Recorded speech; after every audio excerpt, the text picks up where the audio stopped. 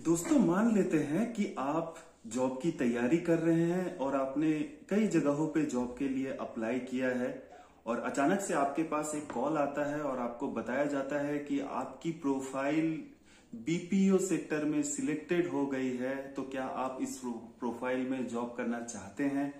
तो फिर आप सोचते हैं कि अरे बीपीओ कॉल सेंटर होगा, तो आप उन्हें डायरेक्टली रिजेक्ट कर देते हैं और बता देते हैं आई एम नॉट इंटरेस्टेड। लेकिन यहीं पे दोस्तों आप सबसे बड़ी गलती कर बैठते हैं। क्यों? इसी चीज को आज हम अपने वीडियो में डिस्कस करेंगे। तो नमस्कार दोस्तों, आप सभी का मेरे यूट्यूब चैनल नॉलेज स्टोन में स्वागत है। तो आज हम डिस्कस करेंगे बीपीओ या फिर बीपीएस के बारे में। तो जैसे ही आपने बीपीओ नाम सुना तो आपको लगता होगा अरे बीपीओ में क्या है। बीपीओ तो सबको पता है कि ये एक कॉल सेंटर है, इस कॉल सेंटर जॉब है। कस्टमर फोन करेंगे, आपको बहुत सारे सवाल पूछेंगे, उनको खुश करना है। तो इस तरह के बहुत सारे ख्याल आपके मन में जरूर आता होगा और ये जायज भी है, क्योंकि दोस्तों हम इस सेक्टर के बारे में रिसर्च नहीं करते, इस सेक्टर के बारे में पूरी तरह जानकारी नहीं रखते, क्योंकि हमारा इंटरेस्ट किसी अच्छे प्रोफाइल में या अच्छे फील्ड में जाना होता है। लेकिन दोस्तों ये आपको मैं बता दूं कि बीपीओ या फिर बीपीएस में भी अच्छा जॉब प्रोफाइल होता है और इसके लिए आपको बीपीओ या बीपीएस के बारे में जानना बहुत जरूरी है। तो दोस्तों सबसे पहले हम जानते हैं कि ये बीपीओ या फिर बीपीएस होता क्या है। तो बीपीओ का मतलब होता है बिजनेस प्रोसेस आउटसोर्सिंग, और इसी बीपीओ को या बीपीओ सर्विसेज को बहुत सारे कंपनी में अभी अपग्रेड करके बीपीएस कहा जाता है, यानी कि business processing services, business process services.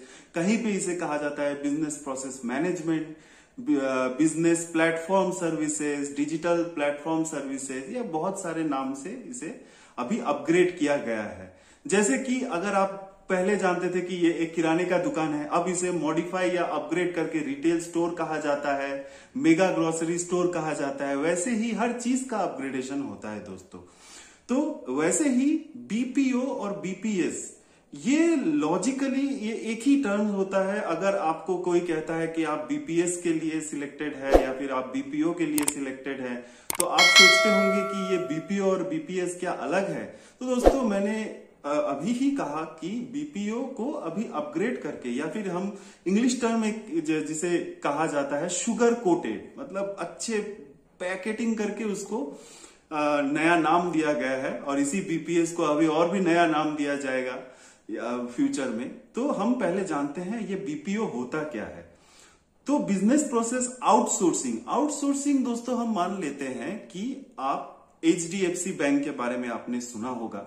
अब HDFC bank customer related, banking related सारे मतलब बहुत सारे इश्यूज वो लोग देखते हैं। Home loan, personal loan, gold loan, कुछ भी हो, बैंकिंग, कस्टमर रिलेशन, ये सारी चीजें देखते हैं।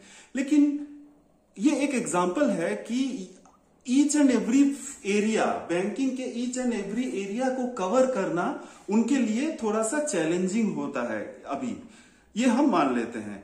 तो वो क्या करते हैं, एचडीएफसी बैंक की हायर लीडरशिप ये डिसाइड करती है कि चलो अब मोबाइल बैंकिंग को और फिजिबल और अच्छा बनाते हैं और अपग्रेडेड बनाते हैं। तो फिर ये मोबाइल बैंकिंग के लिए वो एक ऐप डेवलप करने का सोच रहे हैं। लेकिन ये ऐप डेवलपमेंट उनका एक्सपर्टीज या उनका एरिया नहीं है। तो ये क्या करते हैं, इस सर्विस को वो आउटसोर्स करते हैं किसी आईटी कंपनी को, और मान लेते हैं कि कॉग्निजेंट या फिर टीसीएस या एक्सेंचर ऐसी कोई आईटी कंपनी है या ऐसी कोई एमएनसी कंपनी है जो कि ऐप डेवलपमेंट में एक्सपर्ट है, जो इसी सेक्टर में स्पेशलाइज्ड है। तो वो एचडीएफसी बैंक की कंपनी मोबाइल ऐप जो बैंकिंग के लिए है, इसका कॉन्ट्रैक्ट वो कॉग्निजेंट को या फिर टीसीएस को देती है कि आप ये मोबाइल बैंकिंग का ऐप डेवलप करो और इस ऐप के अपग्रेडेशन से रिलेटेड सारे डील आप मेंटेन करोगे।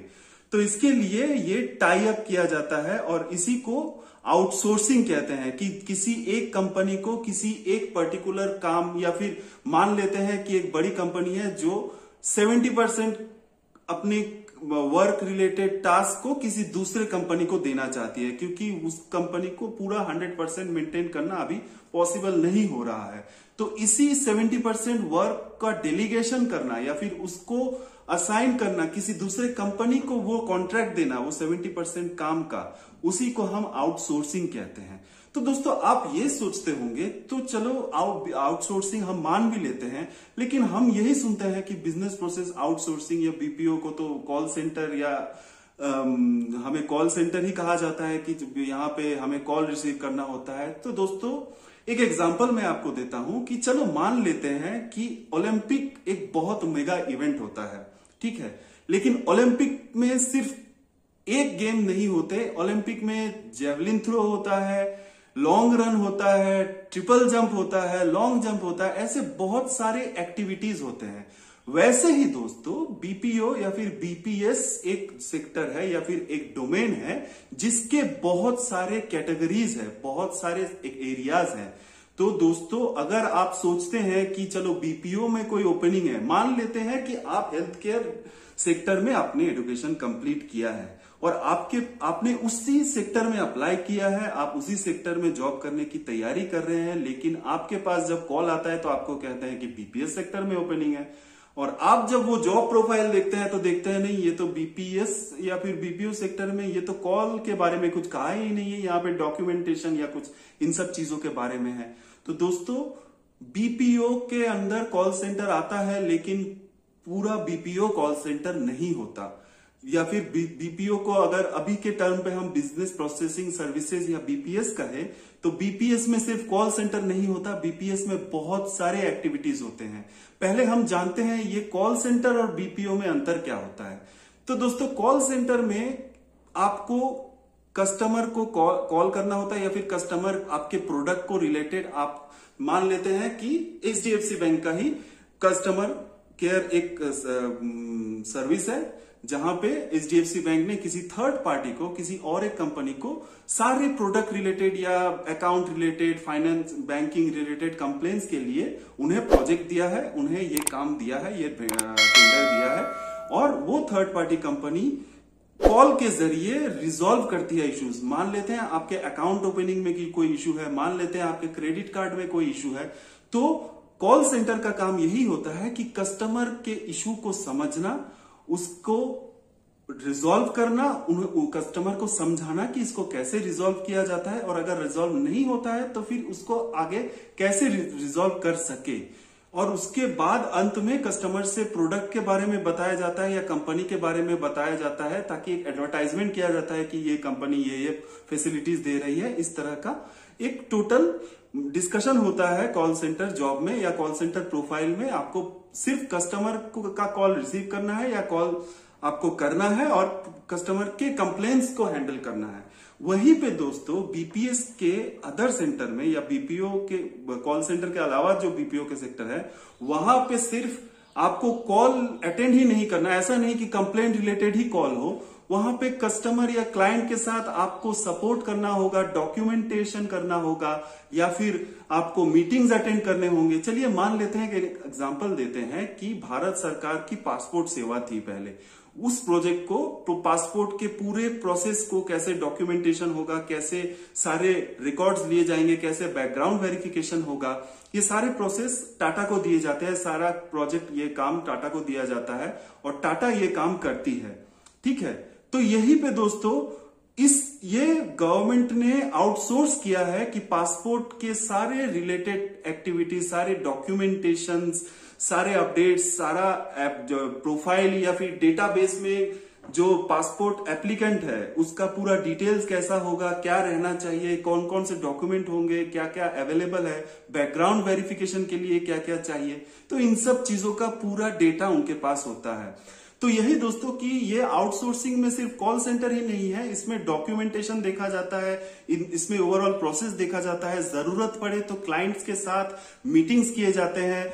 बहुत सारे डिपार्टमेंट्स अगर हो तो उनके साथ, ऐसा नहीं है कि आप क्लाइंट के साथ ही डील करो, आप बहुत सारे स्टेक होल्डर्स होते हैं, उनके साथ भी डील करना होता है।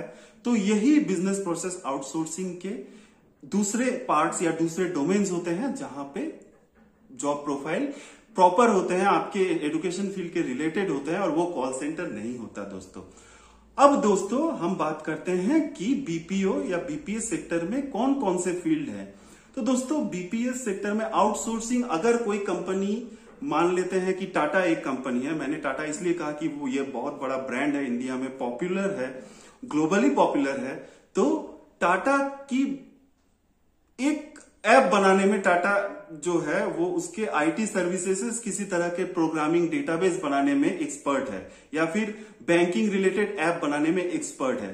तो इसीलिए किसी थर्ड पार्टी ने या किसी कंपनी ने अपने कंपनी का डेटाबेस बनाने का प्रोजेक्ट टाटा को दिया। तो यही टाटा को आउटसोर्स किया गया कि ये आप डेटाबेस हमें बनाइए, इस डेटाबेस में ये फीचर्स आप डालिए, और उसके बाद अगर फ्यूचर में कोई अपग्रेड करना है तो वो भी आप ही करेंगे।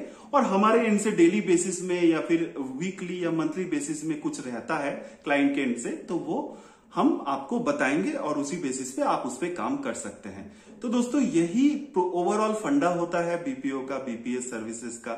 और सबसे इंपॉर्टेंट चीज मैं ये आपको बताना चाहूंगा कि सपोज आज आप हेल्थ केयर सेक्टर में आपने या हेल्थ केयर फील्ड में आपने अपना एजुकेशन कंप्लीट किया। मान लेते हैं आपने बी फार्मा या एम फार्मा कंप्लीट किया है, और आप फार्माकोविजिलेंस या फिर क्लिनिकल डेटा मैनेजमेंट डोमेन में जॉब सर्च कर रहे हैं, और आपके पास एक मेल आता है, आपने अप्लाई किया, आपके पास मेल आता है कि आप इस फील्ड में बीपीएस डोमेन में आपके लिए ओपनिंग है as a drug safety associate या फिर as a data management associate. लेकिन आपके मन में अगर ये डाउट हो कि अरे ये तो बीपीएस दिखा रहा है, तो ये कॉल सेंटर तरह का तो नहीं है। नहीं दोस्तों, ये जरूरी नहीं होता कि बीपीओ का हर जॉब कॉल सेंटर हो, मैं बार बार यही कहता हूं। और ये भी जरूरी नहीं होता कि आपको अगर इस डोमेन में हेल्थ केयर के बीपीएस सेक्टर में आप अगर जॉब करते हैं कि वो उसमें मिनिमल कॉल भी शायद हैंडल करना हो सकता है। लेकिन ऐसा नहीं कि कस्टमर के एवरी कॉल सेंटर की तरह हर कॉल को आप रिसीव करें, हर कॉल कंप्लेंट को आप देखें।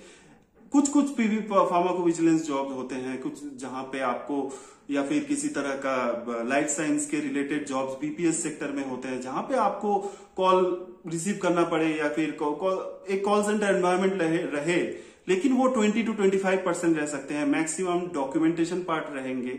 तो दोस्तों हरदम याद रखिएगा कि बीपीओ सेक्टर में हर जॉब कॉल सेंटर नहीं होता, उसमें बहुत अच्छे प्रोफाइल्स भी होते हैं और उसमें बहुत स्टैंडर्ड पैकेज के सैलरी भी दिए जाते हैं।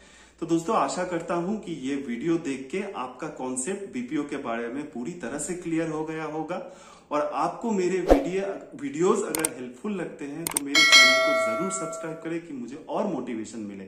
तो दोस्तों आप सभी का दिन बहुत ही अच्छा हो। धन्यवाद।